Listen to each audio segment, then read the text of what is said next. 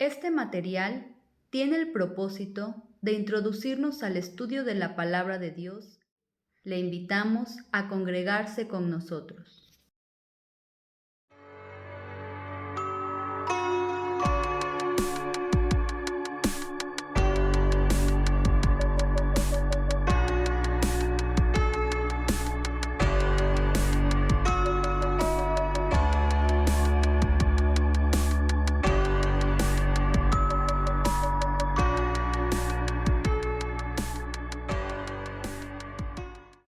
Hermanos, bienvenidos a este estudio. Antes de comenzar, los invito a que oremos juntos, pidiendo al Señor que abra nuestro entendimiento y que su Espíritu Santo guíe esta reflexión. Señor, te pedimos que en este día nos ayudes a poder comprender, entender, pero sobre todo, Señor, que nos muestres qué es lo que tenemos que escuchar de tu palabra, Señor. Guíanos por este mar de conocimiento, Señor, donde siempre nos puedes mostrar qué paso tenemos que dar en nuestra vida. Gracias, Padre, por la bendición que nos das de poder escuchar tu palabra y de poder ser guiados de tu mano hacia ese lugar donde nos quieres llevar, que es a tu lado. Gracias, Padre, y te lo pedimos todo eso en el nombre precioso de tu Hijo Jesús. Amén. Hoy vamos a estudiar dos cartas del apóstol Juan que están profundamente conectadas. La primera de Juan, capítulo 4, versículo 1 al 6, y la segunda carta de Juan completa. El título de nuestro estudio hoy es Fruto Perdurable. Vamos a comenzar con primera de Juan, que es meramente el llamado al discernimiento. Dice así primera de Juan 4, versículo 1. Amados, no creáis a todo espíritu, sino probad los espíritus si son de Dios, porque muchos falsos profetas han salido por el mundo. Juan no comienza con una sugerencia, comienza con una orden. La palabra probad, que en griego es dokimaset, un término que se usaba para describir el proceso de probar metales preciosos, de verificar si el oro era genuino. Así como un orfebre examina cuidadosamente cada pieza, nosotros debemos examinar las enseñanzas que llegan a nuestros oídos. La razón es contundente. Muchos falsos profetas han salido por el mundo. No dice algunos ni pocos, dice muchos. Y no están escondidos, han salido, están activos, están enseñando. Jesús advirtió sobre esto en Mateo 7, versículo 15. Dice: guardaos de los falsos profetas, que vienen a vosotros con vestidos de ovejas, pero por dentro son lobos rapaces. La imagen es poderosísima. Exteriormente parecen ovejas, hablan el lenguaje de la fe, usan terminología bíblica, pero su interior revela completamente otra naturaleza, hermanos. Hermanos, en nuestra época esto sigue siendo real. Reconocemos al falso maestro por sus frutos, aquel que tuerce la palabra para beneficio personal, que genera dependencia hacia su persona en lugar de guiar hacia Dios, que busca beneficios económicos de su ministerio, que se niega a rendir cuentas, que silencia voces usando su autoridad, que carece de integridad moral, viviendo una vida de santidad en público, mientras en privado batalla con ira, con orgullo, con avaricia o pecados más graves. Por eso Mateo 7, versículo 16 al 20 nos da la clave. Por sus frutos los conoceréis. ¿Acaso se recogen uvas de los espinos o higos de los abrojos? Así todo buen árbol da buenos frutos, pero el árbol malo da frutos malos. Y pasamos al segundo versículo. Dice 1 de Juan, capítulo 4, versículo 2 y 3. En esto conoced el Espíritu de Dios. Todo espíritu que confiesa que Jesucristo ha venido en carne es de Dios, y todo espíritu que no confiese que Jesucristo ha venido en carne no es de Dios. Este es el espíritu del anticristo, el cual vosotros habéis oído que viene y que ahora ya está en el mundo. Aquí está la prueba definitiva que Juan ofrece contra este tipo de doctrina, la confesión de que Jesucristo ha venido en carne. Juan usa el tiempo perfecto, indicando una acción con efectos permanentes. Cristo no solo vino en carne en un momento histórico, sino que esa encarnación tiene implicaciones eternas. Juan conocía personalmente a Jesús. En el primer capítulo de su primera carta escribió: lo que era desde el principio, lo que hemos oído, lo que hemos visto con nuestros ojos, lo que hemos contemplado y palparon nuestras manos. Juan no hablaba de teorías, hablaba de experiencia personal y directa. Había caminado con Jesús, había comido con él, había recostado su cabeza sobre su pecho en la última cena. Esta confesión conecta con lo que Pablo escribe en Romanos 10, versículos 9 y 10. Si confesares con tu boca que Jesús es el Señor y creyeres en tu corazón que Dios le levantó de los muertos, serás salvo. La confesión no es solo palabras, es el corazón alineándose en sinceridad con la verdad. Pero noten algo importante, hermanos. La salvación no viene por nuestras obras, sino por gracia mediante la fe. En Efesios 2, versículos 8 y 9, es claro: porque por gracia sois salvos por medio de la fe. Y esto no de vosotros, pues es don de Dios, no por obras, para que nadie se gloríe. La confesión es el fruto de una fe genuina, no el medio para obtener la salvación. Luego nos vamos al versículo 4:4, que dice: hijitos, vosotros sois de Dios, y los habéis vencido, porque mayor es el que está en vosotros que el que está en el mundo. Puf, qué declaración tan poderosa, ¿no?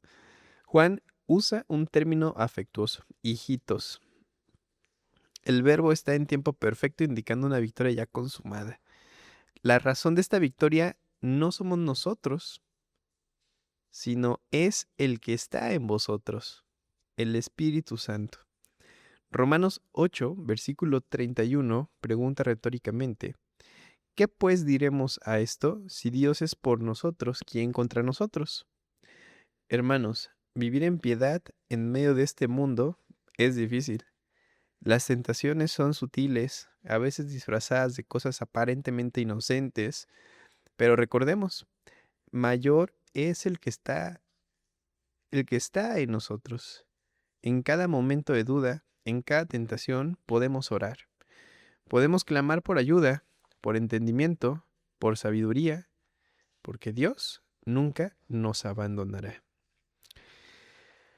Vamos a continuar con el versículo 5 y 6, que dice: Primera de Juan, capítulo 4, versículos 5 y 6.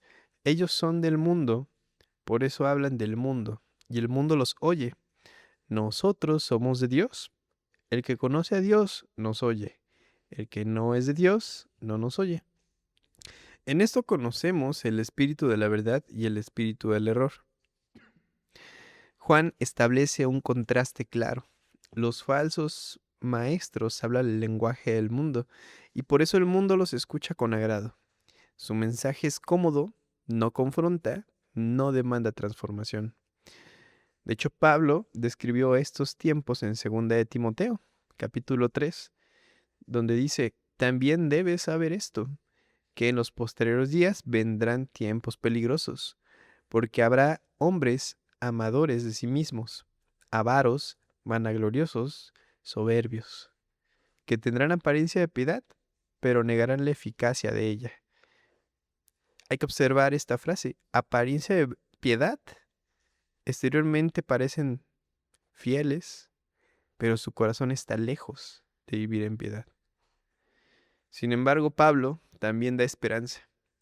Pero persiste tú en lo que has aprendido y te persuadiste, sabiendo de quién has aprendido, y que desde la niñez has sabido las sagradas escrituras, las cuales te pueden hacer sabio para la salvación por la fe que es en Cristo Jesús. Uf, qué mensaje. Ahora pasamos a la segunda carta de Juan, la epístola más corta del Nuevo Testamento. Esta carta tiene una particularidad interesante que ha generado debate muchos siglos, y es quién es la señora elegida. Y vamos al primer versículo, el 1 y el 6. Del 1 al 6, perdón. Dice, el anciano a la señora elegida y a sus hijos, a quienes yo amo en la verdad, y no solo yo, sino también todos los que han conocido la verdad. A causa de la verdad que permanece en nosotros y estará para siempre con nosotros. Sea con vosotros gracia, misericordia y paz de Dios Padre y del Señor Jesucristo, Hijo del Padre, en verdad y en amor. Observemos cuántas veces aparece la palabra verdad. En estos primeros versículos, Juan la menciona 5 veces. Para él, la verdad no es un concepto abstracto, es una persona. Jesús dijo, yo soy el camino y la verdad y la vida. La expresión en la verdad en los escritos de Juan equivale a la expresión en Cristo. Y justamente el siguiente versículo que me parece interesante es, mucho me regocijé porque he hallado a algunos de tus hijos andando en la verdad conforme al mandamiento que recibimos del Padre. El gozo de Juan es genuino al ver fruto espiritual. Ver a otros caminar en la verdad, viviendo conforme a lo que profesan, es una de las mayores alegrías que cualquier pastor o cualquier hermano pudiera estar, ¿no? Imagínense, que todos andemos en piedad, increíble. Y ahora dice en el siguiente versículo, y ahora te ruego, Señora, no como escribiéndote un nuevo mandamiento, sino el que hemos tenido desde el principio, que nos amemos unos a otros, y este es el amor, que andemos según sus mandamientos. Aquí está el corazón del mensaje, el amor y la verdad que son inseparables. O sea, el amor bíblico no es sentimentalismo, es obediencia activa a los mandamientos de Dios. Como escribe Juan, este es el amor. Andar según sus mandamientos. El amor divino producido por el Espíritu Santo en el corazón renovado es un amor que se ve, que se siente, que se vive. Es reflejo del amor que Dios tuvo con nosotros. Y aquí debemos ser claros nuevamente, las obras que hacemos, ya sea compartir la palabra, predicar, ayudar, servir, no son el medio de nuestra salvación, son el fruto de ella. Son expresiones de gratitud, de amor, de agradecimiento hacia Dios por su gracia inmerecida.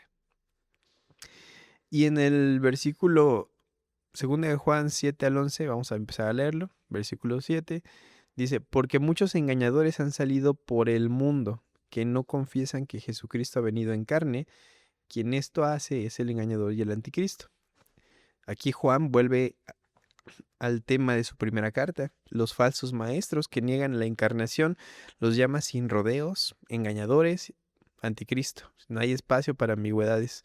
El siguiente versículo dice, mirad por vosotros mismos para que no perdáis el fruto de vuestro trabajo, sino que recibáis un galardón completo.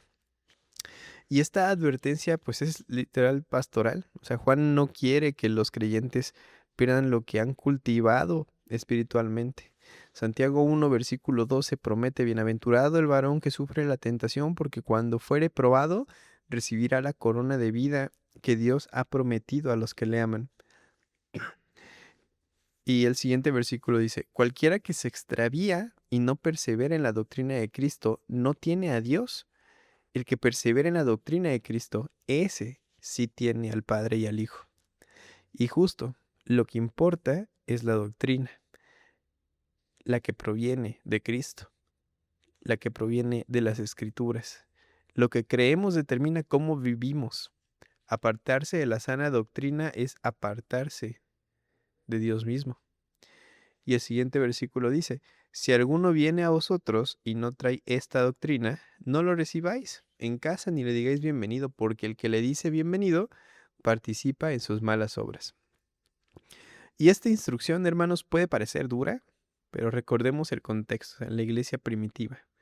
Los maestros itinerantes dependían de la hospitalidad de los creyentes. Recibir un falso profeta en casa, pues, no era simplemente darle un alojamiento, era proveerle una plataforma para llevar el mensaje erróneo. Y justamente Juan está protegiendo a la iglesia de convertirse en cómplice de la herejía. Y luego en 2 de Juan, capítulo 2 y 13, es muy, muy importante esto. Dice, tengo muchas cosas que escribiros, pero no he querido hacerlo por medio de papel y tinta, pues espero ir a vosotros y hablar cara a cara para que nuestro gozo sea cumplido. Los hijos de tu hermana, la elegida, te saludan. Amén. Aquí el apóstol, con más de 90 años para ese momento, dato curioso, anhela la comunión personal. El papel, la tinta tienen límites, la presencia es lo que trasciende. El gozo completo viene del encuentro, de la mirada, de estar en una hermandad, en una comunión. Es increíble cómo lo hace entender de esta manera el apóstol Juan, donde buscaba la comunión cara a cara. Y que hoy en día sigue siendo irreemplazable. Pero bueno, como conclusión, el fruto que permanece. Hermanos, hemos recorrido juntos este texto. El mensaje es claro. El fruto perdurable es aquel que emana con naturalidad del corazón transformado por la gracia de Dios. No somos salvos por nuestras obras, somos salvos por gracia, mediante la fe. Y esto es don de Dios. Pero una vez que hemos confesado sinceramente a Cristo como nuestro Salvador, algo sucede en nosotros. El Espíritu Santo produce fruto. Pablo lo describe en Gálatas 5, versículos 22 y 23. Mas el fruto del Espíritu es amor, gozo, paz, paciencia, benignidad, bondad, fidelidad, mansedumbre, dominio propio. Este es el fruto perdurable, hermanos. No es algo que fabricamos con esfuerzo humano, es algo que florece naturalmente cuando permanecemos en Cristo. Pero también hemos recibido una advertencia seria. Cuídense de los lobos vestidos de ovejas. Por sus frutos los conocerán. Mantengan los ojos abiertos, pero sobre todo, hermanos, mantengan los ojos en el Señor. Permanezcamos en Cristo, andemos en verdad y en amor, y que ese fruto que recibimos cuando confesamos el nombre del Señor prospere en nuestras vidas día a día. El Señor esté con todos ustedes. Amén.